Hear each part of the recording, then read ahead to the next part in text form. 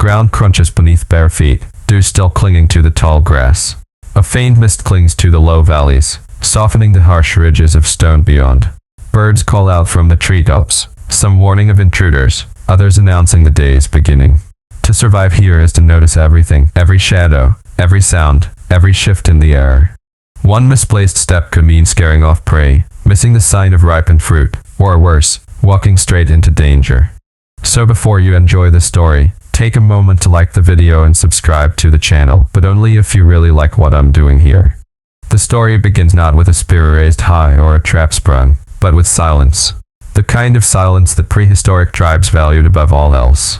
Awareness was their first tool. Without it, no invention, no hunting strategy, no clever fire trick would matter.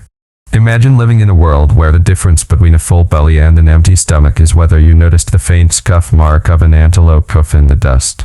It was a constant exam. Nature was the test paper, and every track, every snapped twig, was a question waiting for an answer.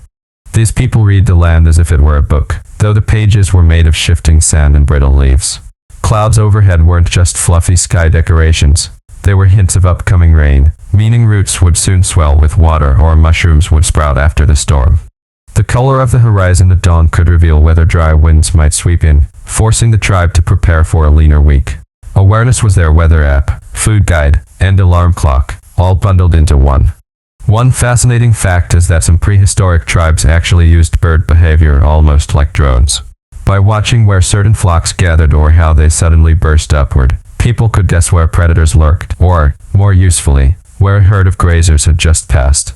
That's not too far off from how modern fishermen watch for seagulls diving to know where schools of fish are hiding beneath the waves. Different millennium, same strategy. Follow the birds, find the food. But awareness wasn't just about animals and skies, it was also about listening to plants. Some plants bloom or bear fruit only once every few years, and tribes learned to mark time by them. Others hinted at underground water sources with their deep green leaves, the way a single lush tree might betray a hidden spring. In a sense, prehistoric people had Google Maps, but it was written in bark and petals. Of course, if you got it wrong, you didn't just end up recalculating route, you ended up thirsty. And humor helped too. Imagine a group of hunters pausing to argue whether a line of prints belonged to a gazelle or one of their clumsy neighbors sneaking off to avoid shores. Mistakes happened, and sometimes those mistakes became lessons passed down through storytelling, probably accompanied by more than a few chuckles around the fire. It's comforting to know that even in the toughest environments, people still found reasons to laugh. After all, nothing bonds a group like blaming someone for scaring off dinner. One strange but true detail. Some tribes coated their skin with mixtures of crushed herbs and ash, not just for camouflage, but also because it masked their human scent from animals. Think of it as the earliest version of deodorant combined with forest green face paint. Sure, it wasn't glamorous, but it worked. Predators couldn't sniff them out as easily, and prey didn't bolt at the first whiff of sweat and campfire smoke. Fashion statement? Maybe not. Survival tool? Absolutely. The awareness extended into nighttime as well. Moonlight on wet stones revealed the shimmer of fresh tracks, while the smell of damp earth after rain carried signals about where roots could be dug. Even sound played tricks. What might seem like silence to us was, to them, a layered symphony. The hum of insects, the shifting of leaves, the distant grunt of a boar. Distinguishing which sounds meant danger and which meant opportunity was a skill as sharp as any stone blade. And this sharpened awareness wasn't just about feeding themselves, it built culture. Children grew up learning games that taught them to listen better, run quieter, and notice faster. A young boy might be teased for mistaking a rabbit burrow for a snake hole, but the teasing doubled as training. Laughter was the classroom, and every joke carved lessons deeper into memory. Think of it like the world's hardest but also funniest outdoor school program. So when we picture prehistoric survival, we often imagine crude spears or fire starting. But really, the foundation was something far simpler. The art of paying attention. Tribes who noticed thrived. Those who didn't vanished into history. That quiet, disciplined awareness is what allowed all the other hidden strategies to develop, and it shaped the very rhythm of life in harsh environments. A shallow stream curls lazily through the grasslands, its surface glittering with sunlight. Children squat at the water's edge, not just to drink, but to scan for edible plants nestled along the bank. A grandmother reaches down to tug at a cluster of tubers, dirt clinging to her fingers, while a boy nearby cracks open a fallen log to reveal a squirming feast of fat white grubs. He makes a face, the kind that says, "Why me?" but eats anyway. Because here's the truth. Survival wasn't about choosing the tastiest option, it was about choosing every option. If section 1 was all about awareness, then this is where awareness meets creativity. Prehistoric tribes quickly learned that the obvious, ripe fruit, running deer, and fish easy enough to spear wasn't always enough. Environments could shift overnight. One dry season, and suddenly no berries, no grazing herds, nothing that would fill an empty stomach. That's when tribes turned to the hidden menu of nature. Roots deep underground, bitter plants that needed clever preparation, insects that wriggled with protein, and seeds so small it took patience to gather a single handful. Trial and error guided these choices, often at great cost. Someone, somewhere, was the unlucky pioneer who discovered which berries caused stomach cramps or which mushrooms led to a long, unpleasant nap no one woke from. But those mistakes became lessons. Knowledge was passed along with stories, sometimes dramatized to ensure the children never forgot. Don't eat the red ones with the spotted caps unless you want to meet your ancestors early. Probably got the point across quite well. In a sense, this oral tradition was their version of a recipe book, half survival manual, half cautionary tale. And here's one historically accurate detail that might surprise you. Archaeologists have found traces of starch grains in the teeth of Neanderthals, proving that they ate plants like wild barley and roots. This flies in the face of the old stereotype of cavemen living solely on giant mammoth steaks. Turns out, prehistoric diets were more balanced and probably more fiber-rich than many of our modern fast food meals. Imagine explaining kale smoothies to them. They'd just nod and say, "Yes, we've been doing that for 50,000 years." But what's fascinating is how tribes figured out ways to make otherwise inedible things edible. Some seeds had to be roasted to neutralize toxins. Certain roots were left soaking in streams to leach away bitterness. Even insects were carefully chosen, some roasted, others ground into pastes or stews. If you think adding bugs to your diet sounds extreme, consider that over 2 billion people today still eat insects as a staple protein source. So really, our ancestors were trendsetters. We're just late to the party. And humor wasn't absent here either. Imagine a group gathered around a campfire, and someone nervously chewing on a new discovery, a leaf or grub, while the others watch in suspense. After a long pause, the taste tester might grimace and announce, "Not bad, but needs salt." Even then, food experiments probably had their fair share of comedians. Survival may have been serious, but laughter made it bearable. One strange but true detail. Some tribes chewed certain types of clay along with toxic plants to absorb harmful chemicals.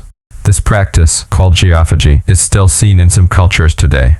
So yes, eating dirt wasn't just a childhood habit your parents scolded you for, it was literally a survival tactic. In prehistoric times, dirt could save your life.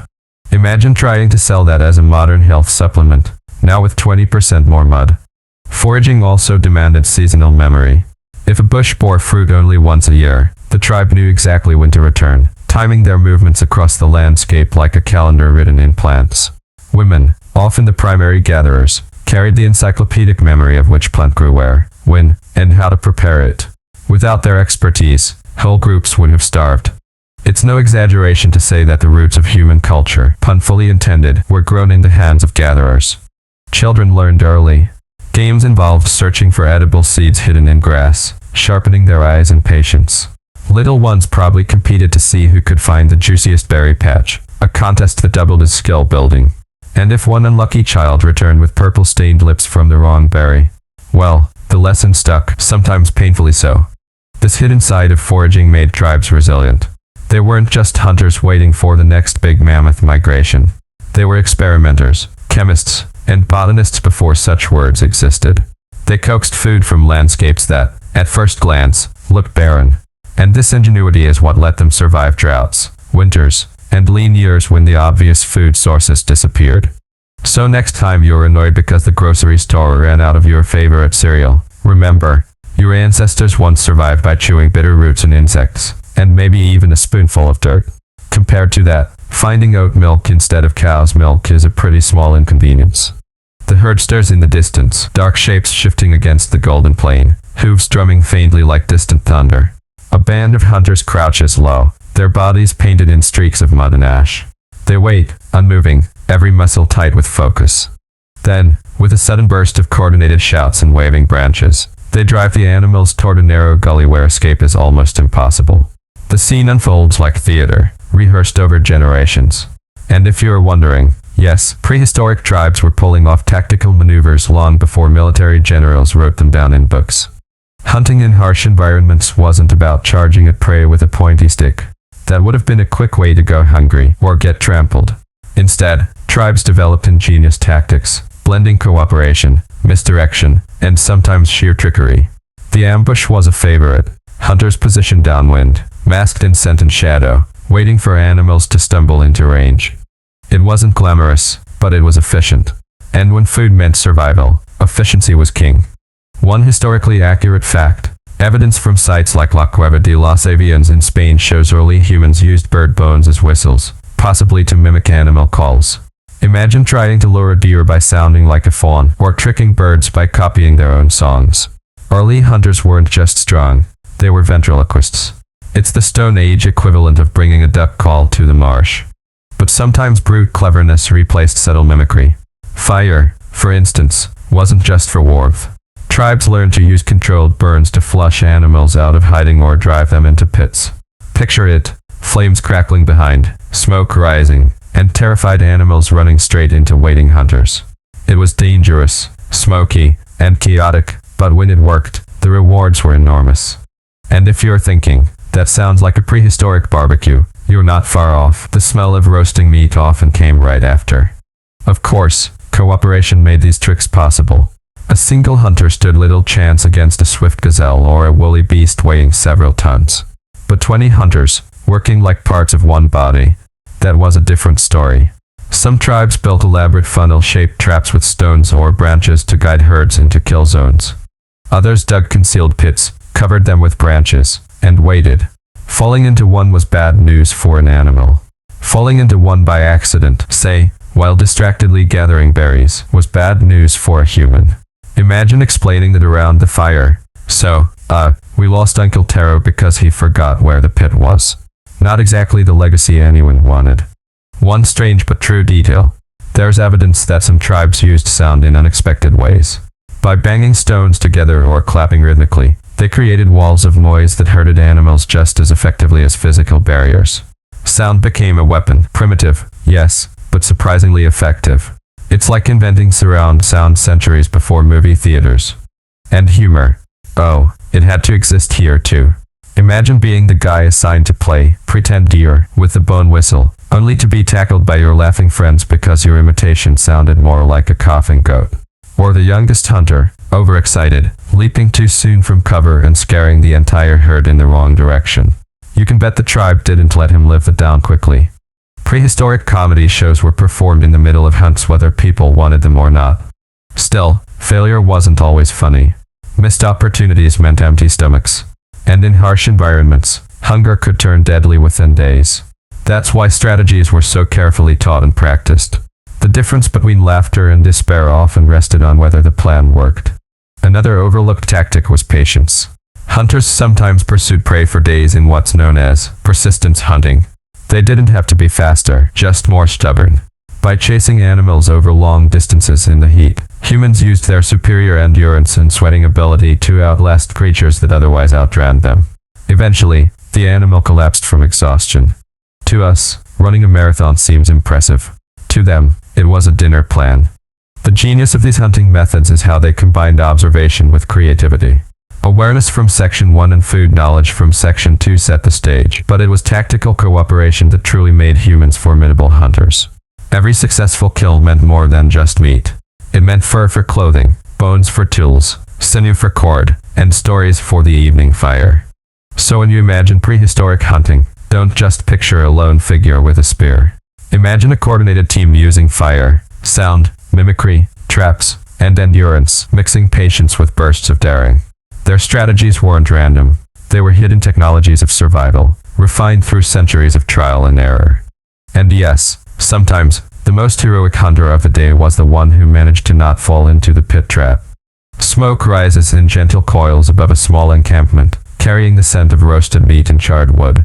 Children sit cross-legged, waiting impatiently as hunters carve strips from a fresh kill. But here's the twist. Not all of it is eaten right away. In fact, much of the real work begins after the hunt, when tribes face the question, how do we make this last? If Section 3 was about catching food, Section 4 is about protecting it. Preservation was survival's second half. A fresh carcass might feed everyone for a day or two, but meat spoils fast, especially under a hot sun. Tribes quickly learned that food wasn't just for today. It had to be stretched across uncertain tomorrows. Smoking was one solution. Strips of meat hung above a slow fire, absorbing smoke that deterred insects and slowed decay. Picture a prehistoric version of beef jerky, chewy and tough, but life-saving weeks later. Another method was burial. Some groups packed food into pits lined with ash or leaves, where the cool ground acted like an ancient refrigerator. Cold climates offered even better storage. Meat cached in snowbanks or ice caves stayed edible for months. Archaeologists have even found remnants of preserved mammoth fat, suggesting that prehistoric freezers worked surprisingly well. Who needs Tupperware when you have permafrost? Historically accurate fact. Evidence from the Middle Stone Age in Africa shows traces of fish that had been deliberately smoked, making it one of the earliest examples of food preservation. This wasn't just about flavor, it was survival engineering, proving that humans thought ahead, not just about the next meal, but about the next month. And food wasn't stored only for practical reasons. It was also tied to rules. In many tribes, distribution followed strict customs. Hunters didn't hoard their kills. Instead, portions were divided among families, often with the choicest cuts reserved for elders or leaders. Sharing wasn't charity, it was insurance. Today you might call it social security, except instead of government checks, you got a leg of antelope. When one family came up empty, the group made sure no one starved. That kind of cooperation turned fragile bands into communities. Of course, mistakes happened. A poorly buried cache might attract scavengers. Imagine waking up to find your carefully hidden stash of smoked fish stolen by a wily hyena. That must have sparked some prehistoric jokes. Guess the hyenas liked your cooking better than ours. Laughter softened the frustration, but it also reminded everyone to hide food more cleverly next time. Here's a strange but true detail. Some tribes smeared food with ashes before storing it. Ash deterred insects and masked the smell from predators. It sounds unappetizing, but ash-covered meat kept far better than bare cuts. Think of it as the earliest version of vacuum-sealed packaging, though admittedly with a bit more crunch. But preservation was more than chemistry and logistics. It was also about trust. A tribe member who snuck extra meat from the communal cache endangered everyone. Stories and taboos grew around food theft, branding it one of the worst offenses. One tale from Aboriginal traditions, for instance, warns of spirits who punish greedy eaters. Such stories weren't just myths, they were behavioral codes, ensuring fairness in a world where selfishness could mean death. And food wasn't just preserved for lean seasons, it was preserved for journeys. Tribes on the move carried lightweight, dried provisions tucked into woven bags or animal hides. Some mixtures combined ground seeds, nuts, and fat into calorie-dense cakes. If that sounds familiar, it should. These were basically the original energy bars. No glossy wrapper, but the same idea, fuel on the go. Imagine, too, the social side of preservation. Nights around the fire weren't just about warmth. They were feasts, celebrations of survival itself. Preserved food allowed gatherings that weren't tied to immediate hunting success. It gave space for music, dance, and storytelling. That roasted marrow bone wasn't just nutrition, it was a reason to come together. And yes, probably also a reason to argue over who got the last piece. Some things never change. Even the tools of preservation shaped culture. Special stones for grinding seeds, racks for drying fish, containers made from gourds or skins. All of these required skill to craft and maintain. These weren't afterthoughts. They were the hidden backbone of survival. Without them, even the most ingenious hunt could end in waste. So while the dramatic image of hunters chasing mammoths grabs our imagination, it was the quieter art of storing, sharing, and preserving the truly secured life in harsh environments. The fire wasn't just for cooking, it was a bank where future meals were deposited, one smoky strip at a time. In the end, survival wasn't only about catching food. It was about turning fleeting abundance into steady security, and turning individual hunger into collective resilience. It was about trust, ingenuity, and maybe just a little bit of ash rubbed into your dinner. The land changes without warning. One year, rivers run high and the plains overflow with green. The next, cracks split the ground and dust fills the air. For prehistoric tribes, survival meant never assuming stability. The earth itself seemed to play tricks, seasons shifting, animals migrating, storms sweeping in like uninvited guests at dinner. Adaptation wasn't optional, it was the core of existence. When drought came, tribes turned inward. The once rich berries withered, and herds moved on, leaving silence in their wake. But hunger didn't win so easily. Tribes dug deeper, literally, seeking roots and tubers hidden beneath cracked soil. Those who had memorized the underground larders of the land guided others to secret patches. Remember how in Section 2 they learned to chew clay with toxic plants?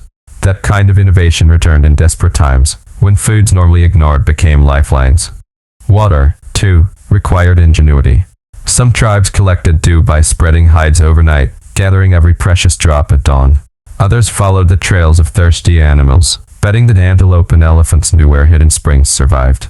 Historically accurate fact: desert-dwelling sand people of southern Africa used ostrich eggshells as canteens, filling them with water and burying them for safekeeping. Imagine stumbling on a cache of eggshell bottles in the middle of nowhere. It must have felt like finding treasure. But survival wasn't only about drought. Harsh winters brought equal challenges. Food caches froze solid or were buried under snow. Some tribes turned to fishing through ice or hunting animals that stayed active year-round. Others relied heavily on those smoke-dried stores from Section 4, proof that foresight could mean the difference between hunger and celebration. And of course, there were the long nights huddled together, trading warmth and stories, proving that human companionship was as essential as calories. Stranger still were the catastrophes. Floods that swept away camps, wildfires ignited by lightning, even volcanic eruptions. There's evidence of ancient groups abandoning entire regions after disasters, carrying their knowledge like invisible luggage. That's the secret. Tribes didn't just adapt by inventing new tricks, but by moving, migrating, and reshaping their entire lives when necessary. In a sense, their greatest survival skill was the refusal to stay put when the land turned hostile. And humor found a way here too. Imagine a family trudging through rain-soaked plains, soaked to the bone, when someone cracks a joke about their great beach vacation. Laughter didn't stop the storm, but it lightened the load. Even in catastrophe, tribes leaned on humor as much as spears or fire. Maybe that's why humanity endured while other species faltered, because we could still laugh at the absurdity of it all. One strange but true detail: some tribes smeared crocodile dung mixed with herbs on their skin, believing it protected against the scorching sun. Was it effective? Questionable. Was it memorable? Absolutely. And it shows the lengths people went to cope with harsh climates, sometimes blending practical measures with ritual, superstition, and sheer creativity. Remember that sunscreen made of crocodile poop. In desperate times, anything was worth a try. Adaptation also reshaped social rules. In lean seasons, elders sometimes ate last, giving priority to the young who carried the tribe's future. Tools were reinvented with each migration, stone blades reshaped, traps rebuilt, shelters reimagined to suit forests, plains, or tundra. Every environment demanded a new set of answers. And with every shift, tribes carried forward a treasure greater than any cache of food: knowledge. That knowledge was cumulative. Every success, every failure, every strange experiment with roots, fire, or dung added to the collective memory. Children absorb it in stories, in games, in the simple act of walking alongside their elders. When catastrophe struck, it wasn't just muscle or tools that saved them, it was memory sharpened into wisdom. And so, the hidden strategies of prehistoric tribes weren't really hidden at all. They were written in footprints across the earth, in the smoke rising from campfires, in the laughter that echoed even when the world turned cruel. From awareness of a snap twig to the patience of drying meat, from the courage of persistence hunting to the creativity of crocodile sunscreen, survival was a mosaic of small acts repeated across generations. In the harshest environments, life itself became the teacher. And the greatest lesson was this: survival isn't about conquering nature, it's about listening, adapting, and never losing the ability to find hope, even in the middle of hunger, drought, or storm.